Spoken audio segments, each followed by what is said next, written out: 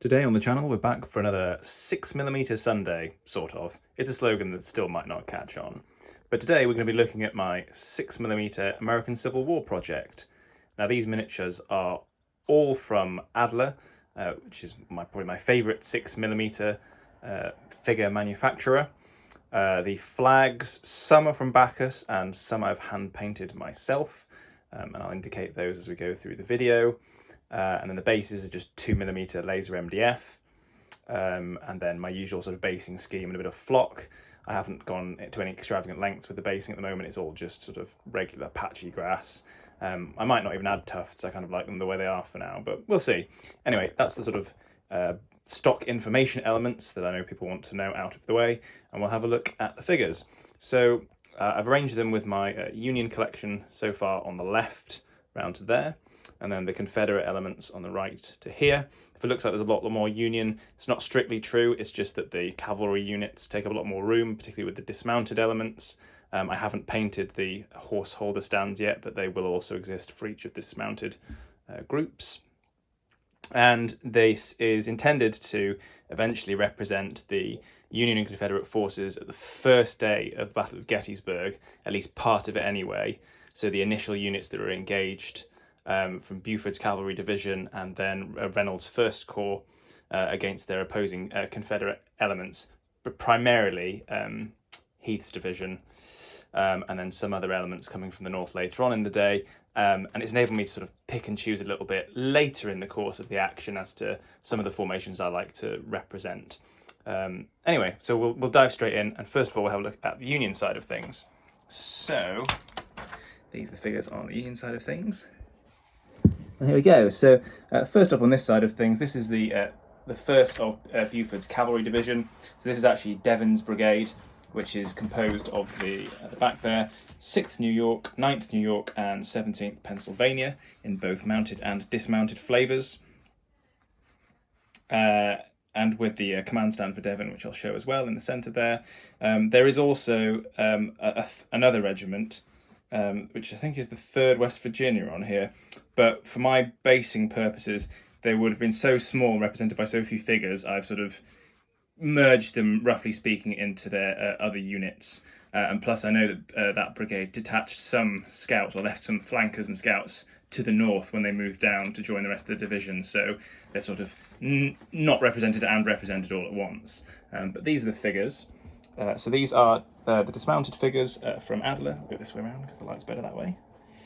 And in each case, I've gone for what looks like a sort of semi-firing line of dismounted troopers, and then one base on each is going to represent the command element with an officer, a bugler, and a little pennant. I've hand-painted these pennants and cut them out myself. I appreciate they're a little bit big to scale, but I quite like them slightly oversized to help them sort of stand out.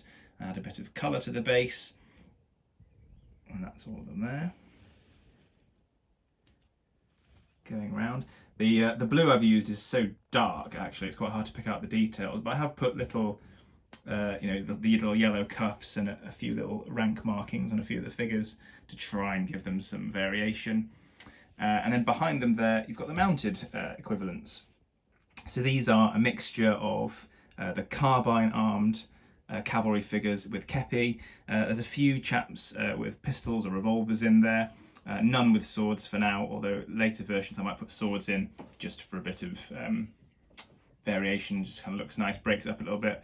Otherwise they all might be a bit same. And then there's a 3rd unit at the back there in line. And then that is Devon's command stand there with his mounted pennant bearer. Again, I've painted and cut that out myself and put it on. And that represents his whole brigade, which, as I say, takes up quite a lot of ground a raid like this, but obviously they'll either be dismounted or mounted. The mounted stands, I've got 8 of them for this brigade. Dismounted, sorry, the horse holders, 8 of them, but I haven't completed those yet. Then in front of the Union lines at the moment, we've got the 6 bases of artillery. So for my purposes, every pair of guns represents 3 here, I believe, for the Union side of things anyway. Or maybe it's just 2 batteries that I've painted so far. Apologies, I'm trying to remember at rapid speed. Anyway, there's 6 bases there. Yeah, they represent 12 guns. So each base is going to represent 2 guns, and these represent 2 batteries, 1 of 3-inch rifles and 1 of 12-pounders, each of 6 guns. And they will, as you'll see in a minute, be slightly larger than the Confederate batteries, which on average are about 4 guns. But there's 6 guns there, 3 Napoleons and 3 rifles. You can't buy parrots or rifles and different variations. At that scale, they all kind of look the same, so one black barreled gun looks much the same as another. One thing I did enjoy with the artillery figures on both sides is a little bit of a break from the uniforms on the Union side of things anyway, because they are literally a bit more uniform, and putting them in shirt sleeves and other little colours to break up the bases, and that's kind of nice. And then in terms of the infantry element, so this is the infantry element I've completed so far. So this is a single brigade for the Union, and this is Cutler's 2nd Brigade of the 1st Division, under Wadsworth was the division commander, and you can see that is Cutler there on his command base. I have looked up the different markings that should be on the division and brigade flags, so that should be accurate. You can't quite see on this angle, but there is a blue line on it there which differentiates it from the 1st Brigade, and then the red circle. They're not Japanese, that's just their marking.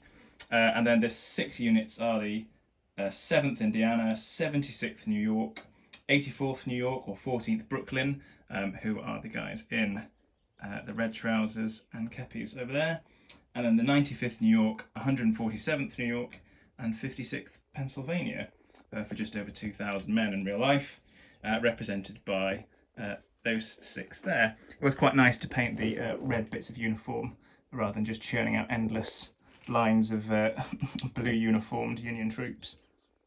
And there's the brigade commander. But that's 6 there. As you can see, some of the units are relatively small, only 2 stands, and some of them are 3 stands. I'll go through my basing at the end, because I know people sometimes ask about that. And then here, sort of slightly lonesome for the moment, that is Wadsworth, the 1st Division commander, on his base. As you probably guessed by now, the brigades commanders are represented by 2 figures, the division by 3, and if I ever do any corps army commanders by 4 and potentially 5. And then behind him there, awaiting for me to paint his brigade, his famous 1st Brigade, the Iron Brigade, that's Meredith on his base back there. So zooming back out, that is the entire of my Union collection so far. The next thing I'm going to push on to is finish the dismounted cavalry horse holders, and then I'll paint up the Iron Brigade to complete that division. And then my intention is to do Doubleday's 3rd Division as well, and the rest of Buford's cavalry, and add some more artillery. Good intentions and all of that. And then if we move over here, so these are my Confederate troops for now. So this represents Heath's division, so there is Heath at the front there,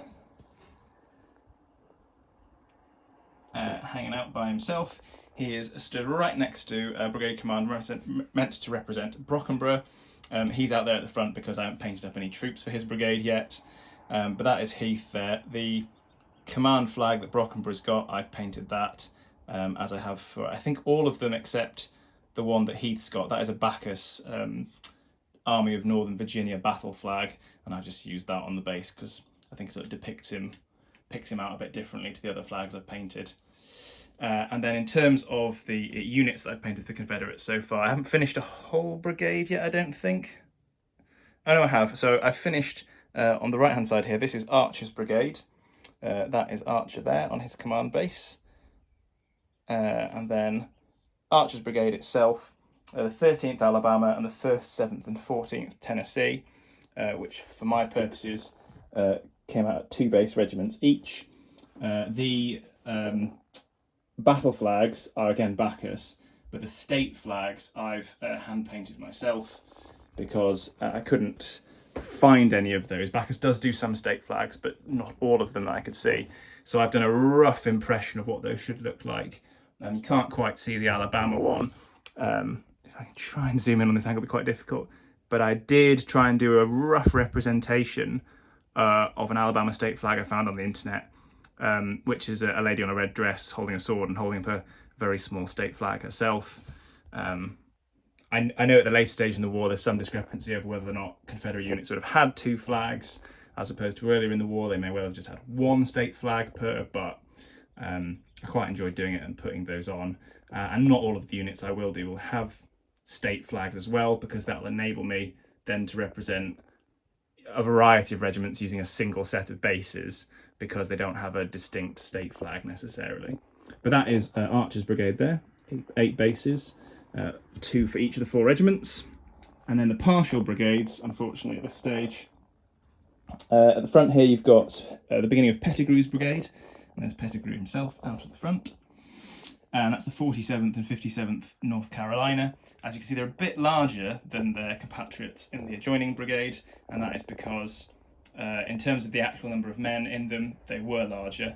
So between them they are about 1,100 men, and Archer's whole brigade was 1,200 men, which is why actually when you look at it here, the frontage and ground scale sort of works out as well, because the 2 brigades, as they are at the moment, are roughly similar in terms of the ground they take up when arrayed on the table.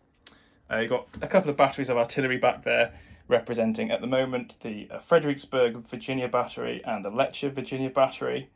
These are part of Pegram's battalion, which was actually part of the Army Reserve Artillery, but that is the artillery formation that supported Heath's division in its attack, not actually any of his own artillery necessarily. It was the primary artillery formation, as opposed to his own corps artillery and division artillery elements, and that is meant to be Pegram on a little command base at the end there. And I've tried to give him sort of slightly more distinct artillery uniform with the red cuffs, red kepi, and the sort of yellow fringing for those. And that's Confederate Artillery. Again, a bit more variation in the artillery uniforms, but then the Confederates have quite a lot of variety going on in the uniforms I've painted for the infantry as well, which I appreciate might be a bit hard to see on some of these angles. But that's 4 bases of artillery representing 8 guns, 2 batteries of 4. And then finally at the back there, last but not least, that is the beginning of Davis's brigade, including the 2nd Mississippi, presumably that's 2nd Mississippi, must be, of 500 men, and there's 3 more regiments to go in there. And again, there's a little state flag that I've tried to create and put on there. Actually, no, cancel, that is a Baccus flag, I can tell because it's too regularly printed, as opposed to my slightly haphazard painting of flags. And that is the Confederate force for now. Very easy to turn all these out. Once you get into the swing of things and you do them in production line, you can do them in batches of, well, as much as your sanity can take really, but 20, 30, 40 at a time. If you lay them out and know how many regiments you're going to paint, how many command strips, you can just go through, do all the trousers, do all the jackets, etc. I haven't gone to town and put any real highlights on any of this, apart from maybe on the flesh, where's a base coat or wash and then a layer on top of that. But otherwise, yes, very quick to turn out. The only thing that maybe slowed down slightly was when painting the Confederates, what I did to give them a bit of variation is, firstly, they're not all in hats, some of them are in kepis, so I had to mix the strips up that I was going to paint for those. And then it was a case of laying out, say, 6 strips and then another 6 strips and another 6 strips of figures, and deciding, okay, all of these strips in this line of 6, they're going to have a certain type of trouser colour put on them, but not on all of them. And then the rest of the trousers are going to be another colour on those 6 strips. And then doing a variation on the next batch, so they've got a mixture of trouser colours. And then doing the same for jackets and saying, okay, these figures on each strip will have this jacket colour, these figures have this jacket colour, pick another shade of grey or beige or dun or whatever it might be, fill in a few more different figures with that colour, and eventually you'll have painted all the jackets in a variety, and then you can move on to the hats.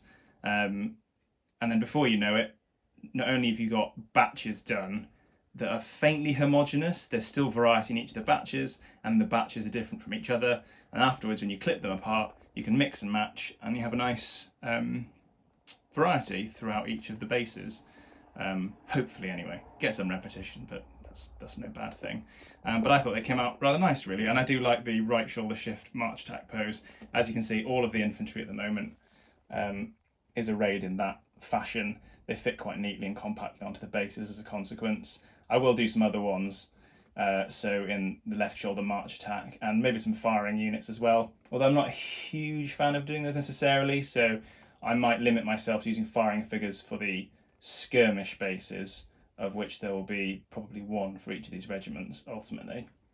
But that is it. That's the whole collection so far. As painful as it might seem, I actually did quite enjoy doing the little extra flags. very carefully measuring out with a steel ruler the sizes I needed, and then painting them, varnishing them, folding them in half, and carefully rolling them like you would with purchase flags. But although they're a bit rudimentary and crude in their details, I think they kind of do the job. That was not a requirement for the Union troops. All of those are Baccus flags. I've just edged them afterwards, so there aren't any sort of unsightly white edges from the paper. And that is it. So that's the entire collection.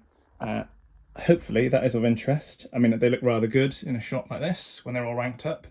I mean, when I finish Heath's division, it'll take up as much table space as the whole lot at the moment. But the last thing I will talk about is how I've worked out the frontages and so on. So as I mentioned, the two Confederate brigades at the front here, the one on the left, that's only actually 2 of the 4 regiments. The one on the right, that is all 4 of their regiments. But they take up the same ground space, as they probably should actually, because they're matched in terms of their strengths. Now the reason for that is these miniatures have been based, as per normal for me, for Carnage and Glory II. Now that has a basing system that takes into account the real number of men and then how much frontage they should theoretically take up. It includes taking out file closers and officers and so on, and how many men would therefore be in the line, therefore how much frontage is taken up, and depending on the ground scale you've chosen, which is either 25 or 50 paces to an inch, how much frontage you need in terms of bases. It also means if you have pre-existing base troops, you can look at how much frontage those bases take up and work out how many men they'd actually represent, and allows you to get into the system a bit easier. So for my purposes, what I did was, and I'll show you now behind the scenes of how my fevered mind works. This, for example, is the Orbat. So, that's the division, that's the brigade. I've also put the actual numbers of men in there. These are the regiments in it. These are the number of men according to the order of battle, questionable or not, but say we're going with these figures. And then what I did was work out how many figures on the right-hand side I would need to represent that many based on a frontage. How did I work that out, here you ask? Well, this is the other piece of paper. So I know, based on what I'm doing at, which is 1 inch is 50 paces, how many men per inch are represented by a certain frontage. And so what I then had to do was break that down into what I thought were manageable sizes of base and relatively regular sizes of base, but also then compromising that a little bit with how many figures, as you can see here, fit onto each of those so that they look roughly the same, even if the base size differs, and look aesthetically pleasing, so they're not too sparse and they're not too crowded. And between those compromises, I came up with this table for myself. So then when I want to think, okay, how many figures do I need to represent a unit? So we've got 617 here, 40 figures. If I look on this chart here, 40 figures needs 5 25mm bases, which will be what I've created, because this is how much frontage I need in either inches or millimeters to represent troops of that strength within that unit. If that sort of makes sense. I'm not sure I necessarily explained that particularly well. And then you can see below, when I was trying to work it out originally, so that's how it works out for the Iron Brigade. So each of the regiments, there is a rounding up and down to be done for this. And as I said, for some, like in Archer's Brigade, there is a 5th unit, the 5th Alabama Battalion. It worked out as at most 8 figures. So I chose instead to put those into other units, so they're not directly represented on the table, because otherwise I would have ended up with a single 8-figure base, and I didn't really want that for either infantry or cavalry. So that's why that brigade consists of 4 20-figure units, which are those over there. So I hope that roughly makes sense anyway. But that's how I would go about rationalising how many figures, what size of bases, how to divide the base frontages up, and arrived with the basing scheme here. A similar process was arrived at for the cavalry, and it was totally different for the artillery. That was much simpler in the end because it worked out as about 2 guns for 30mm. I have fudged that frontage slightly, but it's what looked aesthetically pleasing to me and made them sort of space out well, so they weren't too cramped as well. But hopefully that gives some insight into why they look the way they do, and why therefore the formula means that, as I say, these brigades, same rough frontage and area covered on the table, even though that's half the size because that's 1,100 men and that's 1,200, even though that's all 4 regiments. Brilliant, and I quite like that because that seems real, or as real as you're going to get, perhaps, in terms of representation. Anyway, the video has run on for a little bit long now. I hope you've enjoyed this another 6mm Sunday video, and I'll see you in the next one.